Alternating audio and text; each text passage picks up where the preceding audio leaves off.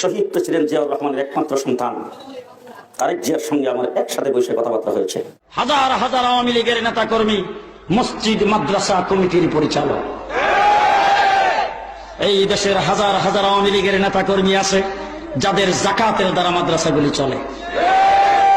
মুসলমানেরা, আওয়ামী লীগের নেতা বঙ্গবন্ধু শেখ মুজিবুর রহমান দেশ স্বাধীনের পরে ওআইসি সম্মেলনে যোগদান করে সর্বপ্রথম আমার এই দেশকে বিশ্বের মানচিত্রে দ্বিতীয় বৃহত্তম মুসলিম দেশ বলে ঘোষণা করেছেন। ও আমার আওয়ামী লীগের বাইরা, আওয়ামী লীগ যারা করে তারা ইসলাম বিরোধী না।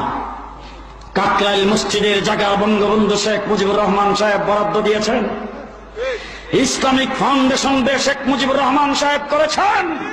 ও মুসলমানেরা, আওয়ামী লীগ ইসলাম বিরোধী নয়, ইসলামের দুশ্মন নয়। গাজীপুরের উলামায়ে কেরাম জাহাঙ্গীর ভাইয়ের কথা মনে রাখতে হবে, ঠিক না? ঠিক।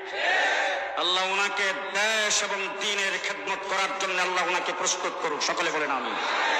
আমরা চাই